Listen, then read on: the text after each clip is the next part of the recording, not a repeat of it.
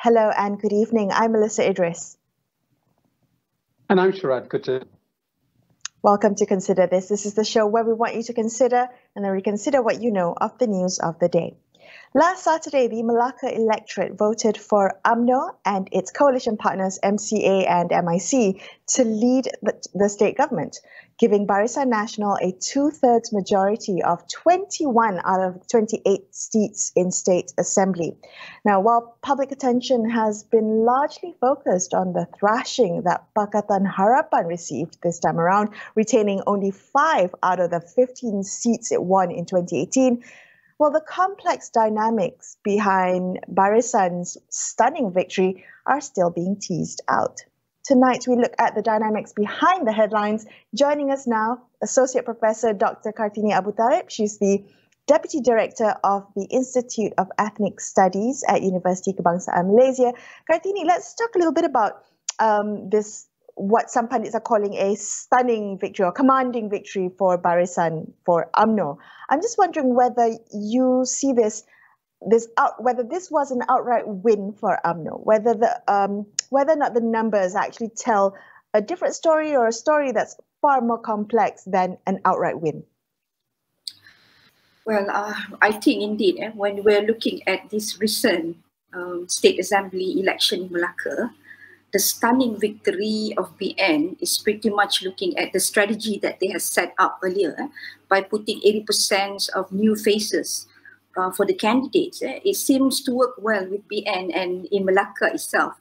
But if we have to actually recall what happened to several by-election in 2019 during the PH administration, where BN won all seats in Cameron, Chini, Tanjung Piai, Semenyih, Rantau, Slim River and Kimanis in Sabah, I think we can conclude that the people were displeased with BN earlier, but they decided to change to PH, and then they later realized that the choice was rush and rash. It could be a good signal for BN in commanding the victory, and it could lead them to actually propose and gear for an early election. They are in good place right now since 2019 by-election, and the state election in Melaka simply proved that BN is still relevant. Kartini, some analysts are saying that while Barisan Nasional and in particular UMNO, won, it won with perhaps not as good numbers as the 2/3 majority they got in the assembly would suggest, and that Perikatan Nasional, their partners at the federal level, but not in this particular election, actually did quite well in comparison. So Bersatu took some 25% of the popular vote and actually won 2 seats as well. When we last spoke, we talked about this competition for dominance over Malay politics. In those terms, do you think Melaka has proven that UMNO remains dominant, or it's sort of a weakened lion, as it were, on top, or tiger on top of the hill? Well, I think it is kind of interesting to see how the state simply reply on BN victory. It's kind of because many of analysts believe that PH can gear a victory in the state election in Melaka, but the result turned out the other way around. PH may still retain 5 seats in the Dun of Melaka, especially the non where the population of non-Bumi is still high in urban area. But if you look at BN, even though they are not winning the big majority like DAP does or DAP did in Lokuta Laksmana or even in Aikaro and Kesidang, but they remain relevant in terms of improving the vote earlier compared to the GE into 2018. And more stunning, if you look at the survey conducted by Strata Analytica, it shows that even the youth, age 35 and below, has reduced their support to Pakatan Harapan by 35%, sorry, and more of them, especially the youth, were voted for Barisan Nasional and Perikatan Nasional. So I think it does give some signal that Barisan Nasional remain relevant to most of these Malay majority, and it shows last time we see the other Malays kind of swing to Pakatan Harapan, and if we look at Pakatan Harapan itself, the combination of PKR and Amanah relatively showing the Malay majority, and this Malay majority now voted the other Malays of Barisan Nasional and Pakatan Harapan and Perikatan Nasional. Sorry.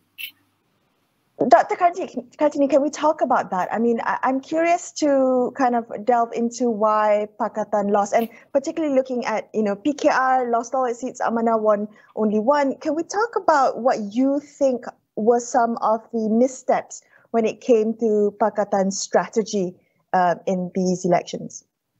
Okay. Frankly speaking, I think Pakatan Harapan has to destroy the old strategy and build a new one. In Pakatan Harapan, if we combine, as I said, PKR and Amanah, the Malays are dominating this party relative to the non-Malays for DAP. However, the other Malay are changing their vote. I think it has been proven that the young leaders in Pakatan Harapan are yet to prove that they are credible and capable. I know that we have good leaders like Hannah Yu and Tony Pua in Pakatan Harapan, but they are advocating all issues. If you look at Hannah Teo, she's still regurgitating on equalities and women's rights, while Tony Pua is suspiciously looking at the Malay businesses. I think it is time for them to change their strategies. They should be talking more about issues across ethnic, such as climate change, which is more neutral ground that would allow people to rethink their relevance. They can talk about water supply, they can talk about climate change that cause flood and impact, which give a great impact on the grassroots well-being. And I believe that this neutral issue, which is cut across ethnic, are more important and realistic and could gear up Pakatan Harapan in the next GE15 if they would like to change their strategies. Can we talk about PAS now? Because PAS had a very interesting and perhaps role in this particular election, choosing Perikatan Nasional and Bersatu as its partner and not UMNO. Now there's talk that they want to, as it were, revive the Muafakat Nasional that, as people like Khalid Nordin has said, is alive only on paper and not in reality. Where do you think the PAS game is going and will have to go as a consequence of the Melaka polls? Okay. If I have to assess PAS and Barisan Nasional, then we can see that I believe that they are together as marriage of convenience. PAS can change support from Muafakat Nasional to Perikatan Nasional. And for Perikatan Nasional, it seems like PAS and PN as a mutual attractive. They are mutually attractive to one another. And if you have to look at the relationship between UMNO and PAS, UMNO is strong as compared to PAS. And with UMNO, PAS has to become subservient to UMNO. But if you have to look between PAS and Perikatan Nasional, on the contrary with PN, they have the equal partnership relation, and that mutual needs may motivate PAS to be with PN, and together they can woo, especially the moral constituents in Kelantan, Terengganu, also part of Kedah and part of Perak. So I think PAS and Muafakat Nasional, there could be the possibility that they may dissolve the marriage of convenience unless they have to negotiate their position in a way that it provides mutual benefits between PAS and UMNO. Okay, so a new contract for a new marriage of convenience, so to speak. Dr. Kartini, a lot of commentators talked about how the Melaka elections would be a barometer for GE15. I'm just wondering, not just in terms of political dynamics and the coalition dynamics, but what did this Melaka elections reveal to you in terms of voting behaviors that might be a predict the voting patterns of voting behavior come GE15, because we saw record low turnout for the state elections, 66%, if I'm not mistaken, a drop of almost 19%. Well, I think even though the recent state election in Malacca, I would say it does not represent the whole country, but it does give, it gives an insightful signal to see what exactly is the voters' behavior. Well, in this case, we all know that we are facing the pandemic of COVID-19, and this pandemic with the new SOP and the creativity to actually change the common campaign to more active social media campaign really drive everyone not in the best position, including voters. I think as we keep better, as the health condition is getting better, and as pandemic change into endemic, time and the behavior, time will tell, and also the behavior of the people might change too. But for Malacca, it's completely a different benchmark of seeing how the new normal of elections simply influence voters having kind of a dilemma whether to go to vote or to stay at home for the healthy reason. Nobody would like to take the risk, and we can see also people outside Malacca who are supposed to come back to Malacca may have the same dilemma, not to actually go back to Malacca and vote, but rather decided to stay at home and be safe for the sake of the family. Because Kartini, sorry, we're running out of time. Very quick question to follow up to that is, could the election commissioner done more, innovate, stagger the election over several days, use postal voting for ordinary voters, whatever innovation that is available globally that we notice was not used in this election? Could it be used, and would it have changed the outcome? Still the idea, if the reality of the pandemic itself, even though if the election committee change, the electoral committee changed the way the campaign should be, maybe allowing kind of a clear engagement between people, between voters and new candidates, with limiting the seat numbers of people who could attend that campaign, it could be a different result. But because of the pandemic, it's really a reality that people are facing. Even if they set a tent to have an open speech for campaign, people are still thinking twice to actually allowing themselves having the risk being infected by this virus, I think. But of course, yes. Sorry, please finish your thought. Please. Yeah, I think the electoral committee can always change the way in providing more space for democracy and election and campaign in a creative way, while still demand the people to actually follow a strict SOP. They can do that creatively, maybe creating a mainstream where everyone can simply speak and debate openly without having people, and simply share that kind of video using the mainstream media to all people to see how they can simply decide who would be representing them as the people. Dr. Kartini, thank you so much for joining us on the show tonight. Dr. Kartini Abu Talib from so much, UK, and we're going to take a quick break here and consider this, but we will be back with more. Stay tuned.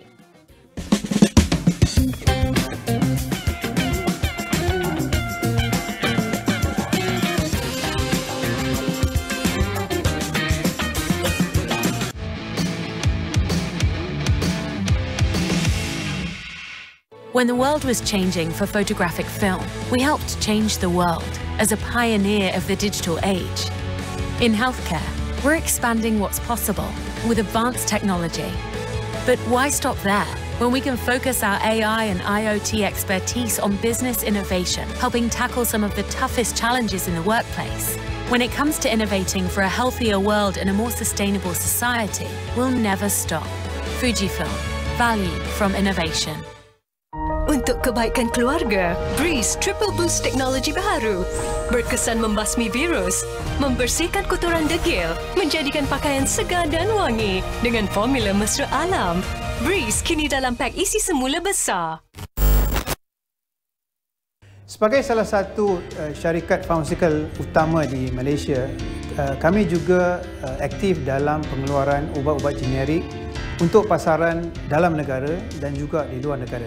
Tujuan utama kami adalah memberi peluang kepada semua golongan masyarakat Malaysia mendapat ubat yang berkualiti dan memenuhi kemampuan menyeluruh. Produk ubat generik merujuk kepada produk farmasikal yang dikeluarkan oleh syarikat-syarikat pengeluar tempatan ataupun luar negara setelah produk asal tersebut habis tempoh paten mereka. Produk generik yang berdaftar diiktirafkan secara meluas merata dunia mengikut piawaian dan standard yang telah ditetapkan oleh pihak regulatory negara masing-masing. Bagaimanapun, standard indikasi mereka adalah sama dengan piawaian global. Kami percaya Pharmanega dapat membangunkan industri ubat generik yang berkualiti dengan harga yang berpatutan di masa akan datang. Apa rahsia sebalik kopi kami? Rasa ringan, sederhana atau penuh. Lebih aroma, lebih rasa. Panggangkan biji kopi. Masa dan suhu dari hijau, kuning ke perang keemasan. Indah. Lagi. Berhenti. Terbaik. Direka penuh berseni agar enak dinikmati. Dibuat oleh 5 pakar kami. Old Town White Coffee 3 dalam 1. Seni kopi kini diperhalus. To run a growing business is to be on a journey. And along the ride, you'll have many questions, challenges, and a few surprises.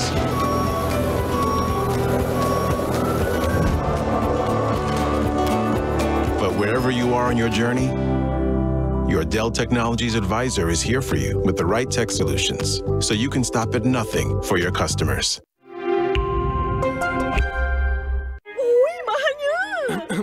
Ada diskaun tak? Kedai premium, harga pun premium. Siapa kata? Barang premium kena dijual harga premium. Dengan Happy Fresh, nikmati kesegaran premium dengan harga standard. Muat turun dan pesan di aplikasi Happy Fresh sekarang.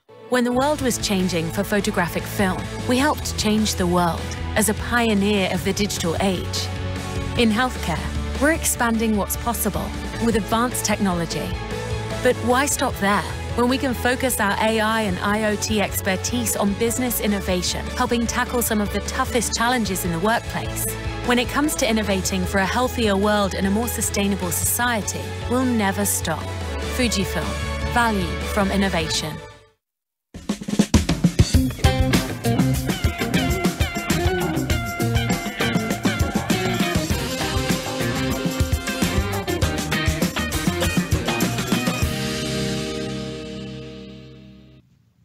Thanks so much for staying with Shrad and I on Consider This. Let's continue our discussion about the results of the Melaka elections. UMNO is back in the driver's seat in the Melaka state government. But beyond the headlines, what do the results tell us about Malay unity and that impact on federal level politics? Joining us on the show now is Associate Professor Dr. Hamidin Hamid, political analyst at University Malaya. He joins us now. Hamidin, everyone's got an opinion about how to interpret the Melaka elections. Can I ask you though, what do you think are some of the misconceptions that people might have about some of those headline wins? Thank you, Melissa. Thank you for having me tonight. I think one of the misconception about state election in Melaka in last weekend is obviously when people simply say that it's a big landslide for Barisan Nasional. In fact, if we go through the data for each constituency, we notice that Barisan Nasional only gained 38% of the popular vote from the 66% turnout, which is actually much lower compared to what they get, around 37% of 84% turnout in 2018. And if you look, the data also telling us that Barisan Nasional lost almost 20% of his vote in the last state election to Perikatan Nasional. So this is very interesting to see that Perikatan Nasional actually doing very well. They get almost 25% of the total vote, which is coming from, not only from, people thought it's only coming from the Malay section of Pakatan Harapan voters, but actually it's also coming from Barisan Nasional supporters who vote Barisan Nasional in 2018 and now voting for Perikatan Nasional. So I think if I'm no leaders now, I don't think I will sleep well. Look at the data in the Malacca state election.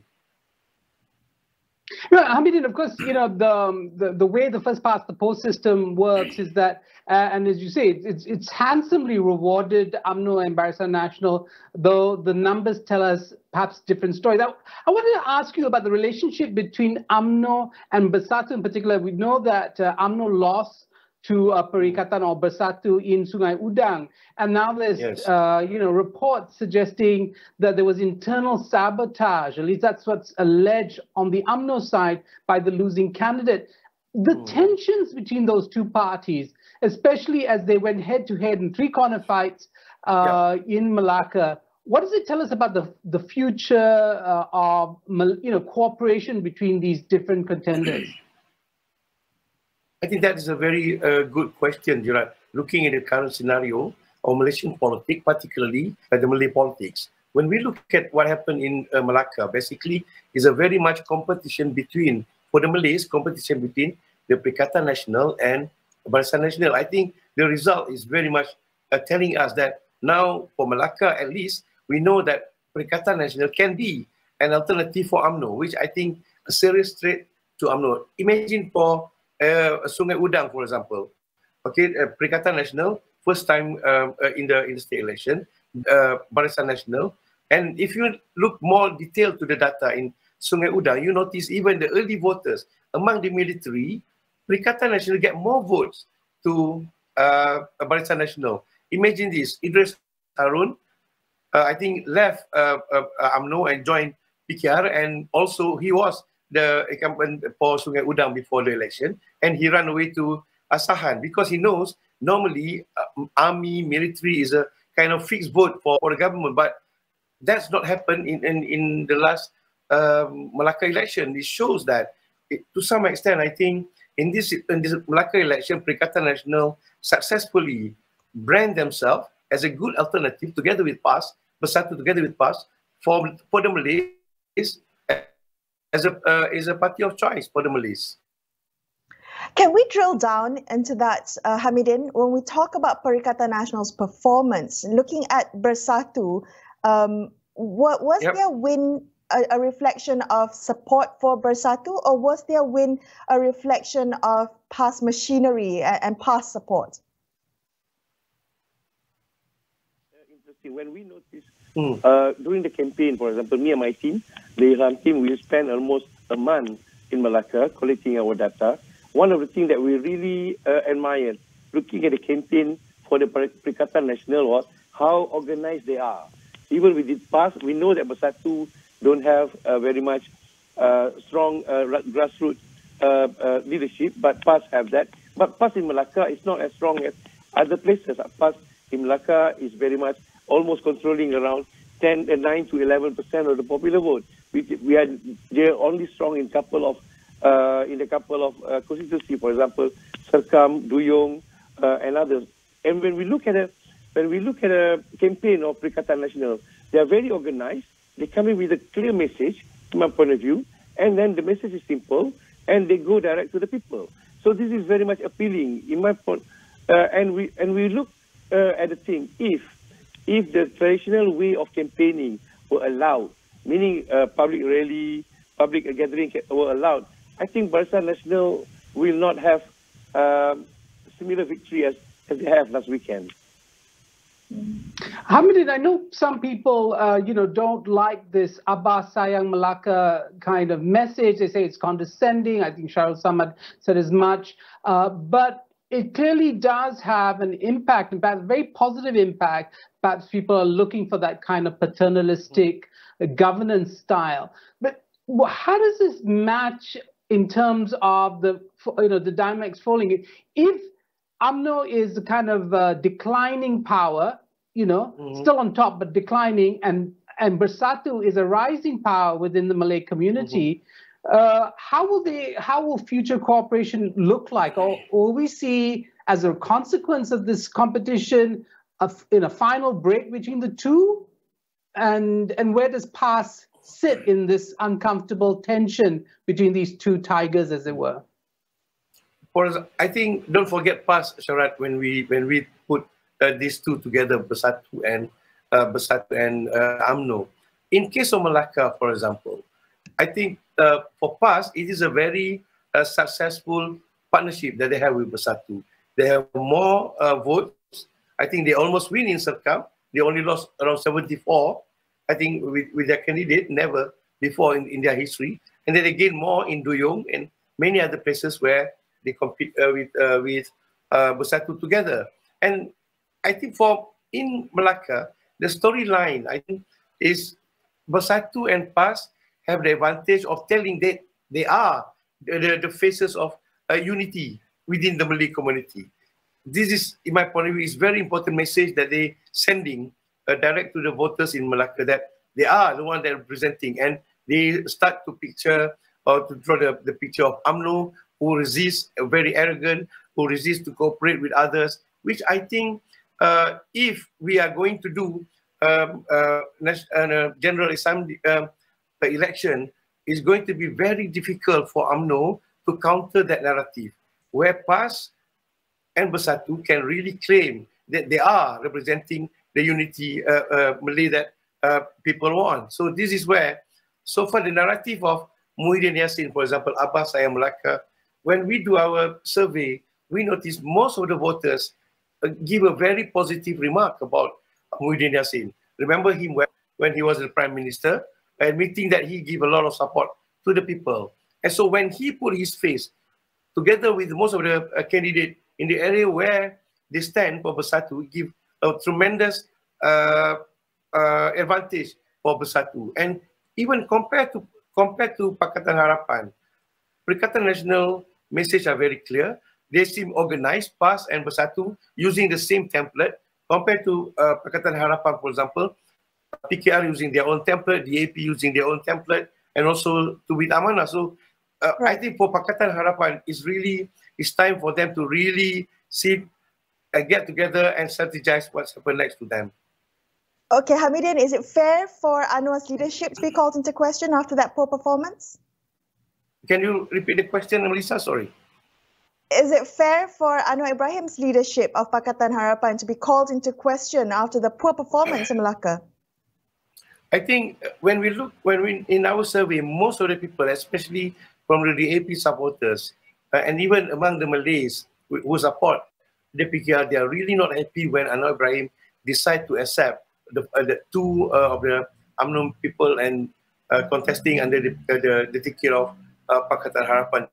They are really not happy with that. And you can see that when they announced the candidate, the AP announced it separately, showing that how the AP was resistant towards that.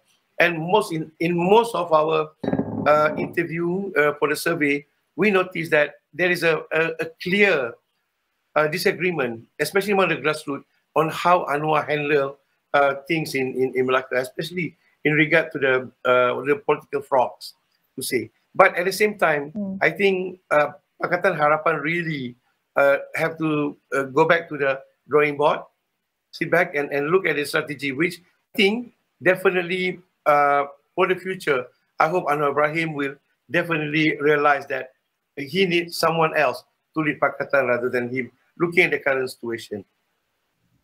Thank you so much. Dr. Hamidin Hamid, political analyst, wrapping up this episode of Consider This. Thank you so much for watching the show. But before we leave you tonight, a quick reminder that you can get the latest information on COVID-19 vaccines at astroawani.com as well as the Astro AWANI app. I'm Melissa Idris. And I'm Sharad Kuttan, signing off for the evening. We will be back same time tomorrow. Till then, good night.